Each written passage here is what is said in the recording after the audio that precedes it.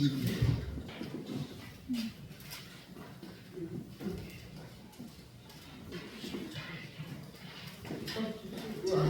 찾으셨죠? 짧으니까 우리가 다 같이 읽겠습니다. 그러므로 형제들아, 우리가 예수의 피를 힘입어 성소에 들어갈 때 담력을 얻었나니 그 길은 우리를 위하여 휘장 가운데로 열어놓으신 새로운 살 길이요 휘장은 곧 그의 육체니라. 아멘. 자, 오늘의 말씀의 제목은 하나님의 임재 안에서라는 말씀이 되겠습니다. 인류가 처음 에덴 동산에 있을 때는 하나님의 임재 안에 늘 있었습니다. 하나님과 함께 걷고 하나님과 함께 이야기를 나누면서, 그런데 아담이 범죄함으로 인해서 하나님의 임재는 순식간에 떠나가 버렸습니다. 자, 에덴 동산에 있을 때 그래서 아담은 그 길을 잃어버렸습니다. 그러면 이 땅에 하나님의 임재는 어디로 갔을까요? 자, 우리는 신약과 구약을 나눌 필요가 있습니다. 신약과 구약은 엄연히 다릅니다. 그래서 신약과 구약을 나눌 필요가 있죠. 자, 지금 제가 창세기를 얘기했기 때문에 구약에서 하나님의 임재는 에덴 동산에 있었죠. 그런데 에덴 동산에서 아담이 범죄함으로 순식간에 떠나갔습니다. 그러면 하나님의 임재는 구약에서 어디로 갔을까요? 자, 출애굽기를 보면요. 자, 성경을 우리가 볼 때 창세기와 출애굽기는 성경 전체를 이야기합니다. 출애굽기와 창세기를 모르면 성경 전체를 이해할 수가 없어요. 그래서 사실은 처음에 교회를 시작할 때 창세기부터 해야 돼요. 창세기와 출애굽기를 해야 돼요. 창세기와 출애굽기를 하고 나서 신약으로 가면 됩니다. 구약을 내가 다 하라는 말 아니야.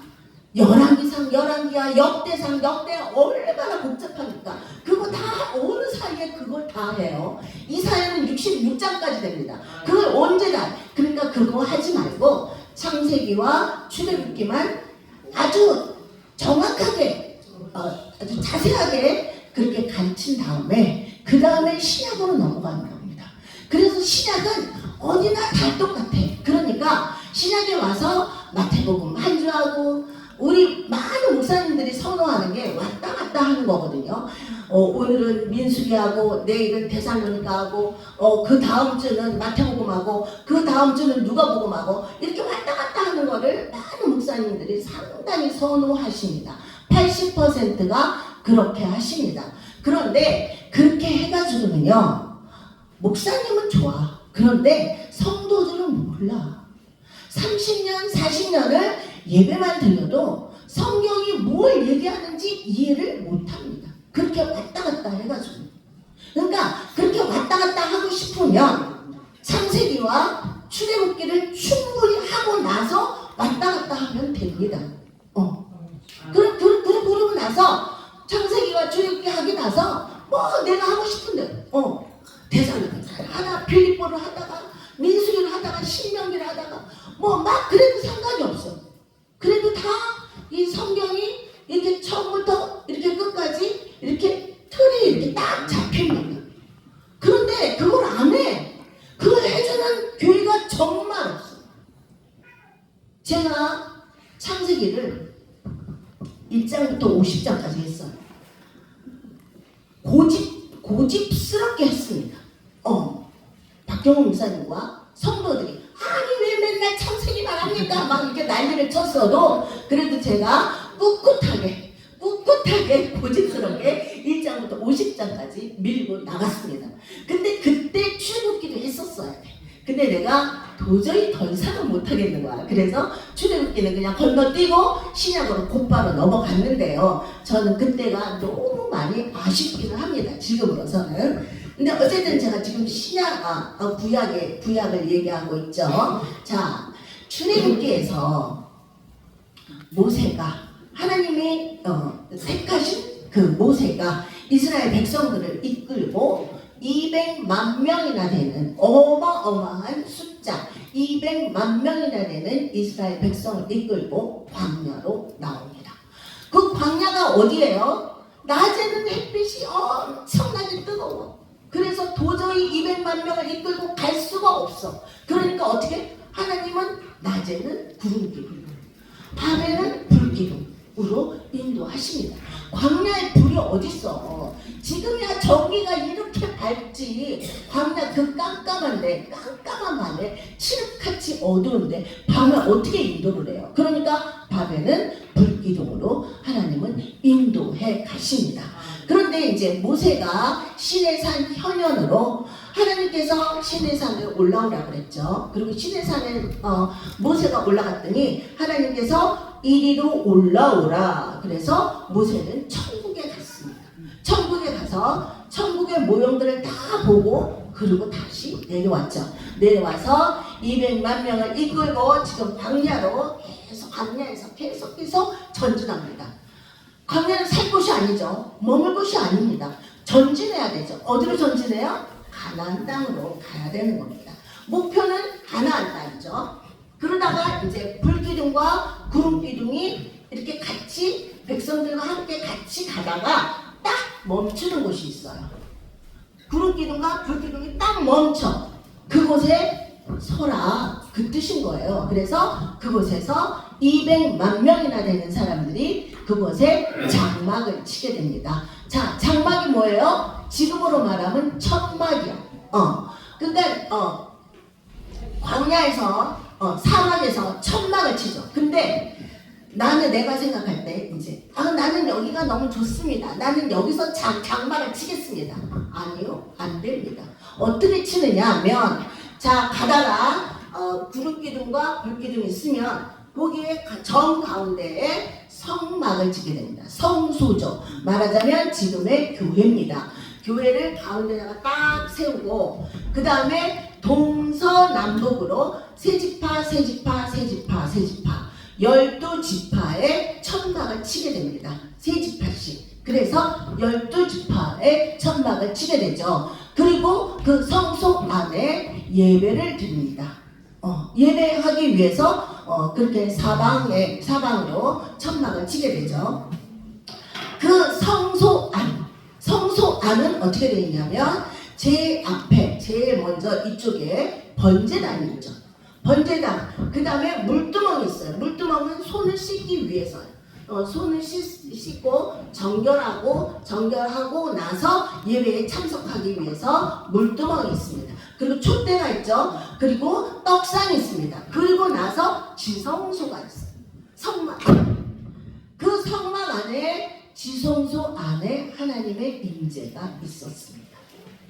자, 그리고 출애굽기가 끝났어요. 그래서 여호수아가 가나안 땅으로 이스라엘 백성들을 인도합니다. 그러면 가나안 땅에서는 하나님의 임재가 어디 있었을까요? 여전히 하나님의 임재는 성소 안에 지성소 안에만 있었습니다. 그러면 언제나 하나님을 뵐 수 있느냐? 아니요. 대제사장이 1년에 딱 한 번 소나 양으로 다 제사를 지내. 정결하게 소나 양으로 제사를 지낸 다음에 지성소 안으로 들어갑니다. 그래서 거기서 제사를 지내게 됐는데 그래도 하나님께서 보시기에 대제사장이 제사 드리기에 마땅하다 싶으면 끝까지 제사를 드리게 됩니다. 그런데 하나님께서 이 대제사장이 마땅치가 않아. 죄를 다 사하지 못한 것 같아. 영 마땅치가 않으면 그 자리에서 즉시 죽었습니다. 그러니까 즉사하는 거예요. 지성소 안에서 즉사하는 겁니다. 그러면 지성소 안에서 즉사한 대제사장은 어떻게 될까요? 다른 사람들이 들어가서 이 시체를 꺼낸다고 다른 사람이 들어가면 다른 사람도 그 자리에서 즉사합니다. 그래서 다른 사람은 못 들어가요. 들어갈 수가 없습니다.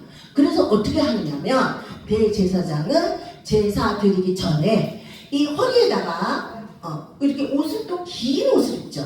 겉에 대제사장은 긴 옷을 입습니다. 그리고 이 허리에 이제 긴 끈을 매죠. 긴 끈을 매서 그 긴 끈에는 방울을 달게 됩니다. 그래서 제사 지낼 때는 항상 이 방울이 달랑달랑 소리가 나게끔 돼 있어요. 그러면 바깥에서 그 예배를 드리는 사람들이 대제사장이 제사를 잘 지내고 있구나, 하나님과 함께하고 있구나, 이렇게 잘 알게 되죠.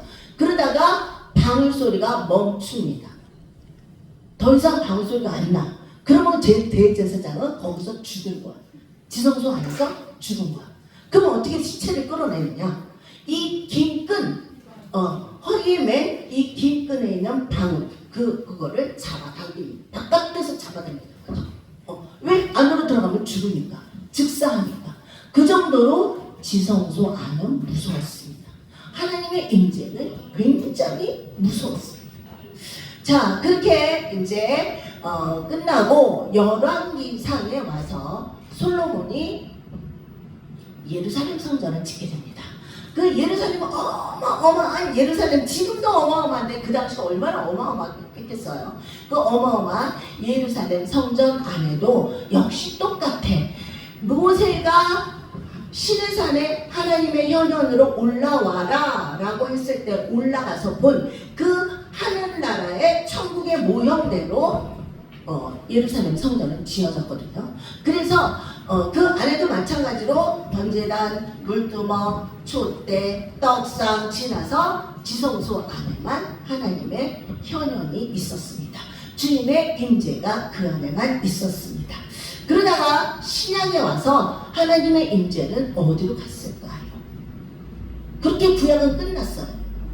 그러다가 신약에 와서 하나님의 임재는 어디로 갔을까요? 자, 예수님께서 십자가에서 자기 몸을 찢으시고 돌아가실 때 지성소 문 앞에 휘장은 위에서부터 아래로 찢어졌습니다. 그래서 일반 사람들도 지성소 안을 들여다볼 수 있었습니다. 그리고 그 이전에는 지성소 안에만 들여다봤던 사람들이 즉시로 다 죽었지만 예수님께서 우리의 죄를 다 담당하시면서 몸을 찢으시고 그리고 지성소의 휘장도 찢으셨기 때문에 우리는 더 이상 죽지 않을 수 있었습니다. 예수 그리스도의 피로 깨끗하게 된 모든 사람들에게 지성소를 개방하신 것입니다. 바꾸어 말하면 하나님께서는 더 이상 홀로 차단되어 있지 않다는 말입니다. 그러면서 우리는 하나님 아버지께로 다가갈 수 있었습니다. 그렇다면 이제 와서 지금에 와서 구체적으로 하나님의 임재는 어디에 있을까요? 자, 오늘 히브리서 10장 19절부터 20절에 사도 바울이 말하는 그 새로운 길은 하나님의 임재 안으로 들어가는 유일한 길을 말하고 있습니다. 에덴 동산에 있었을 때 아담은 그 길을 잃어버렸습니다. 그런데 예수님께서 그 길을 찾게 하려고 이 땅에 오셨습니다. 히브리서 4장 16절을 한번 우리가 봅시다. 히브리서 4장 16절. 다 같이 읽습니다. 그러므로 우리는 긍휼하심을 받고 때를 따라 돕는 은혜를 얻기 위하여 은혜의 보좌 앞에 담대히 나아갈 것이니라. 아멘. 자, 제가 당위에 서서 제일 먼저 기도를 하죠. 기도를 하면 뭐라고 기도해요? 하나님의 임재가 가득히 넘치게 될지어다 라고 기도를 합니다. 언제나 기도를 합니다. 그러면 하나님의 임재는 이 단에 설 때, 말씀을 하게 될 때죠. 다시 말하면 예배 드릴 때 하나님의 임재는 느낄 수가 있습니다. 그러면 예배 드릴 때 왜는 없냐? 아니요, 그렇지 않습니다. 하나님의 임재는 또 언제 느끼냐면 기도할 때 하나님의 임재를 느끼게 됩니다. 그럼 하나님의 임재를 구체적으로 느낄 때가 언제이냐면, 자, 기도를 우리가 막 하죠. 기도를 막 하다 보면은 어느 사이에 이 손에, 이 손끝에 이렇게 짜릿한 느낌이 옵니다. 어떨 때는 손끝에 오고, 어떨 때는 손바닥에 오고, 어떨 때는 손 등에 오는데 거의 대부분은 손끝에 많이 오죠. 그래서 그때 이제 하나님이 나 나와 함께 하시는구나. 아, 내게도 들어주시는구나 라고 느끼게 됩니다. 그러니까 그때가 바로 하나님의 임재의 시간입니다. 그러면 그걸로 끝이냐? 자, 저 같은 경우는 일을 하죠. 일을 하기 때문에 하루 종일 예배 드릴 수 없어요. 여기저기 다니면서 예배 드릴 수 없어요. 그리고 하루 종일 또 기도할 수 없잖아요. 그럼 그걸로 끝일까요? 저 같은 경우는 어떻게 하냐면 늘 저는 시간에 촉박하죠. 그러니까 어떻게 하냐? 집에서 전철까지 가는 시간, 전철에서 집에 오는 시간, 혹은 내가 버스 타러 가는 시간, 버스에서 또 어디로 가는 시간, 이렇게. 그 길은 걷는 길이죠. 걷는 길은 오직 혼자 있을 때입니다. 누가 옆에 있어요? 아니요, 나 혼자 있어요. 나 혼자 걸어가요. 나 혼자 걸어갈 때 저는 언제나 멍청하게 안 걸어갑니다. 항상 걸어가면 주님 부릅니다. 어떨 때는 큰 소리로 쳐. 왜냐면 사람들이 없을 때는 큰 소리로 불러. 주님 나와 함께 걸어야 돼. 주님을 소환합니다. 그리고 이야기를 시작해. 근데 얘기가 별 중요하지 않은 얘기야. 그냥 별 볼 일 없는 얘기. 별 중요하지도 않은 얘기. 그냥 그런 얘기를 합니다. 자, 남녀가 만나면 데이트를 하죠. 데이트할 때 뭐예요? 얘기해요. 얘기할 때 무슨 얘기예요? 중요한 얘기합니까? 이 나라를 이렇게 세워야 됩니다. 세계를 뭐 이끌어가야 됩니다. 이런 얘기 하나? 아니야. 남녀가 얘기할 때 별 볼 일 없는 얘기, 별로 중요하지 않는 얘기들을 하게 되죠. 그게 바로 교제인 거예요. 교제. 그렇게 해서 교제를 나누면서 사랑은 싹트게 되는 겁니다. 자, 그러니까 저는 길에 가면서 아버지와 교제를 하는 거예요. 그게 바로 교제야, 교제. 아버지께서는 우리를 그분의 아들과의 교제로 우리를 부르신 것입니다. 자, 그리고 기도는 무릎을 꿇고 애걸복걸 하는 그런 개념이 아닙니다. 기도는 우리가 아버지 임재 안으로 들어가는 것입니다. 이것은 은혜의 보좌로 담대하게 나가는 것입니다. 자, 지금 금방 뭐라고 그랬어요? 기도는 은혜의 보좌로 담대하게 나가는 거다 이렇게 말했죠. 자, 그럼 은혜는 뭘까요? 은혜가 뭐야?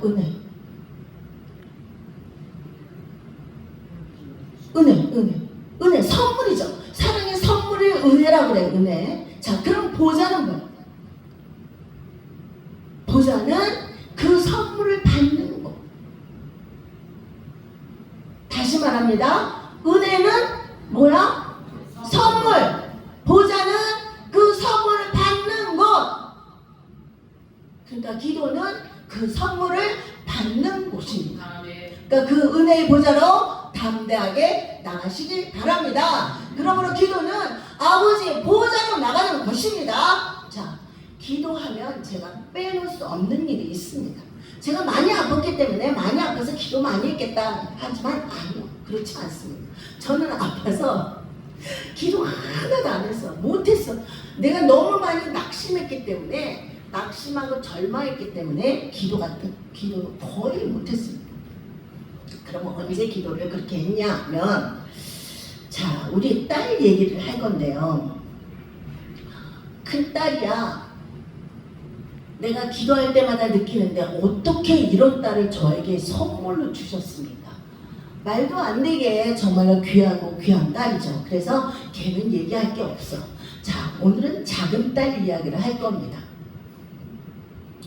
작은 딸이 중학교 3학년 2학기 초, 2학기가 되자마자 선생님이 전화가 왔어요. 우리 집에.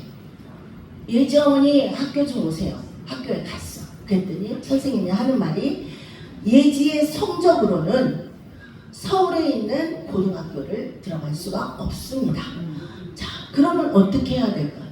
그러니까 얘 성적으로는 지방에 있는 학교를 가야 됩니다. 근데 내가 머리가 이게 어떻게 되는 것 같은 거야. 왜냐면 나는 지방을 몰라. 나는 서울 토백이거든. 나 서울 토백이고 우리 남편도 서울 토백인데 지방을 내가 어떻게 알아. 근데 지방을 가야 돼. 무슨 지방이요? 내가 그러니까 안 그러면요 서울 북공고를 갈 수 있습니다. 서울 북공고를 가게 되면 거기밖에 갈 데가 없습니다. 그래서 뭐 해답이 없어서 알겠습니다 하고 나왔어요. 그래서 사람들한테 서울 북공고가 어떤 데인지 물어봤습니다. 그랬더니 서울 북공고는 혼자 들어가면 셋이 나오는 데가 북공고래요. 그러니까 혼자 들어가면 남편이랑 신랑이랑 애랑 임신해갖고 애랑 같이 나오는 데가 북공고라고 합니다. 그래서 제가 너무 기가 막혀갖고 그런 데는 어떻게 보느냐고. 어떻게 북공고는 거의 다 남자들이죠. 남자들만 있으니까 여자는 거의 들어가는 애들이 거의 없으니까 그렇게 된다는 거야.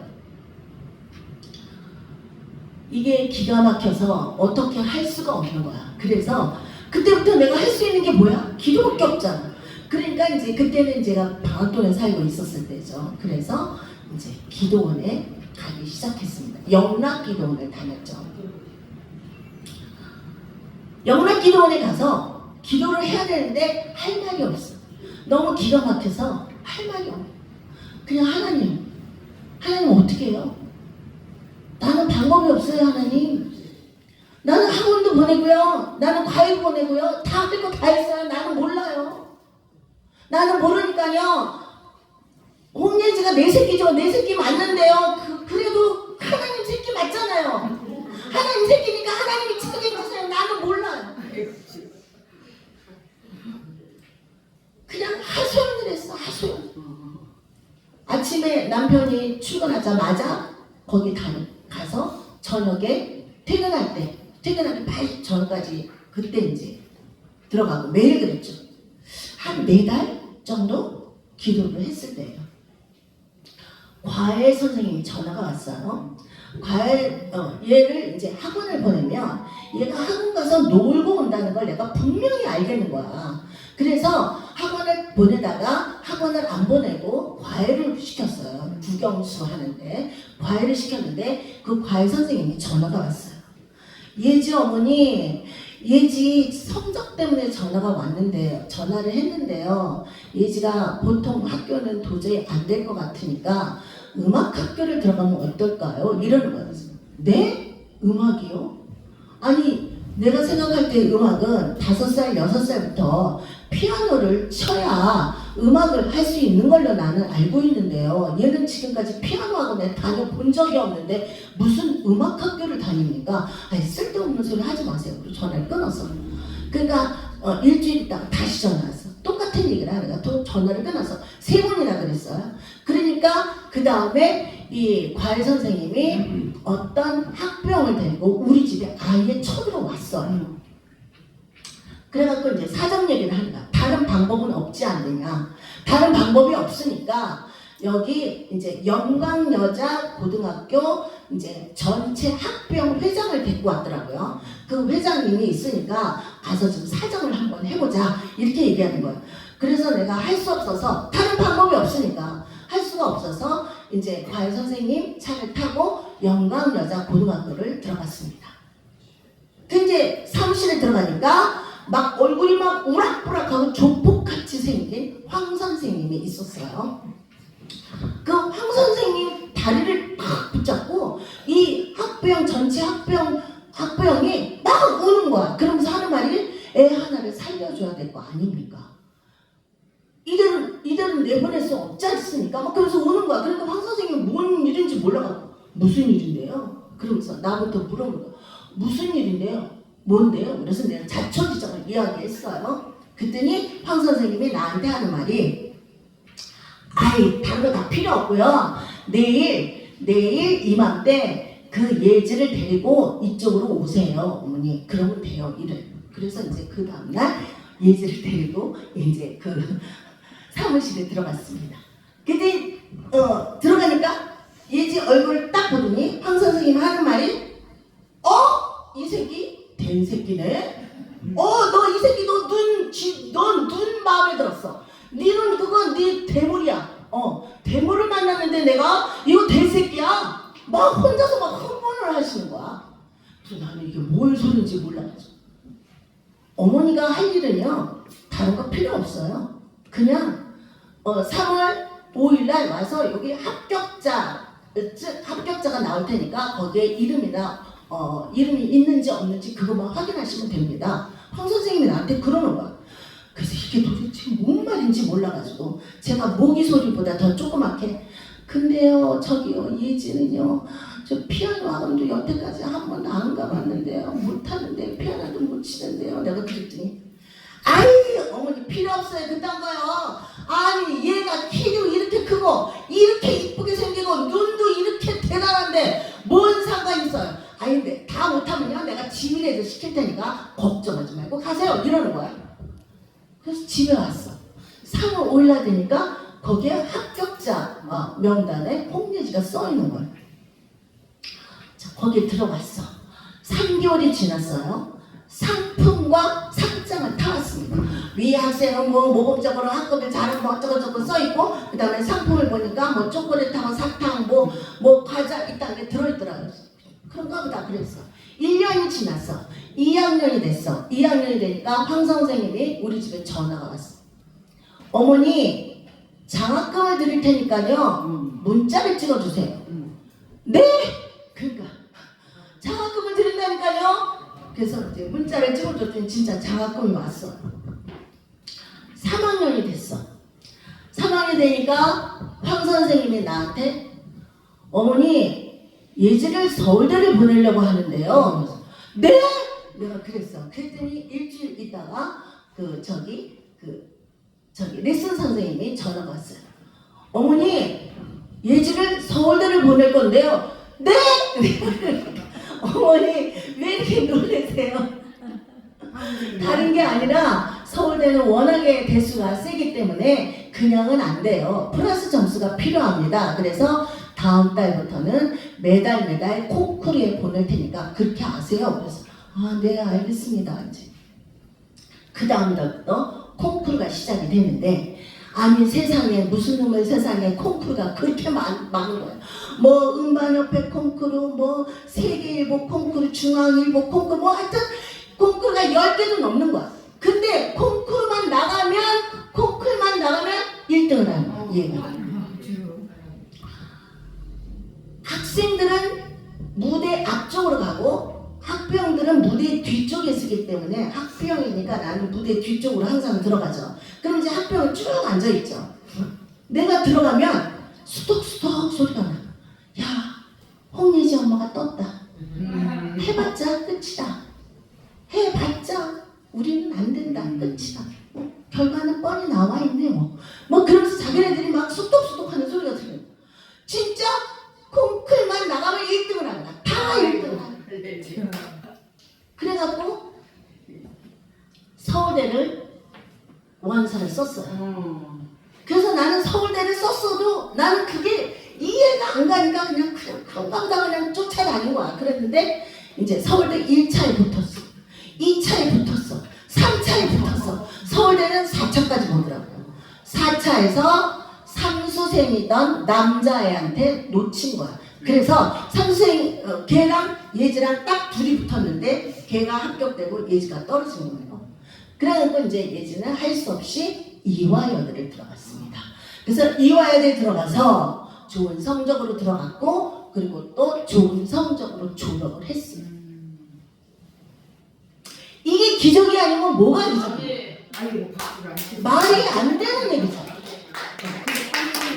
그러므로 기도는 기적을 낳는 겁니다. 기적을 뭘로 낳을 거야? 기도밖에는 없어. 그리고 기도는 아버지와 교제하는 것입니다. 기도는 애걸복걸 하는 게 아니라 호흡만큼 자연스러워야 합니다. 기도는 먹는 것만큼이나 즐거워야 하는 것입니다. 기도는 우리가 필요한 것만을 달라고 기도하는 것이 아니라 우리의 필요가 그분의 필요가 되어야 하는 것입니다. 자, 왜냐하면 우리가 우리 것이 아니라 그분께 속해 있기 때문입니다. 포도나무와 가지가 하나이듯이 가지 혼자서 무슨 수로 열매를 맺습니까? 가지 혼자서는 아무것도 아닙니다. 자, 포도나무도 마찬가지야. 포도나무가 있는데 가지가 한 개도 없어. 가지가 하나 한 개도 없어. 근데 그 포도나무가 열매를 맺을 수 있어요? 없습니다. 가지가 없는 포도나무도 열매를 맺을 수가 없는 거예요. 그러므로 포도나무와 가지는 하나인 것입니다. 그리고 기도는 의무가 되어서는 안 됩니다. 사랑하는 아들이 의무로 나를 매일 찾아온다면 무슨 기쁨이 있겠습니까? 그처럼 기도는 우리 아버지를 방문하는 것입니다. 자, 그러므로 기도의 삶이 되시기를 바랍니다. 어떻게 느끼든지 상관없이 기도 가운데로 들어가시기를 바랍니다. 그분과 함께 여러 이야기를 나누는 법을 배워야 합니다. 아멘. 자, 이야기를 나누는 법을 배우시길 바랍니다. 자, 그것이 바로 하나님의 임재 안으로 들어가는 것입니다. 그러므로 그분을 방문하시길 바랍니다. 그분은 여러분을 사랑하십니다. 그리고 여러분의 모든 문제에 관심이 많다는 것을 명심하시길 바랍니다.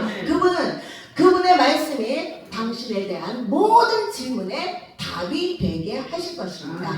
그분 자신이 여러분의 삶과 여러분의 가정에 실제가 되게 하실 것을 믿고 의지하는 여러분 모두가 되시기를 예수님의 이름으로 축복합니다.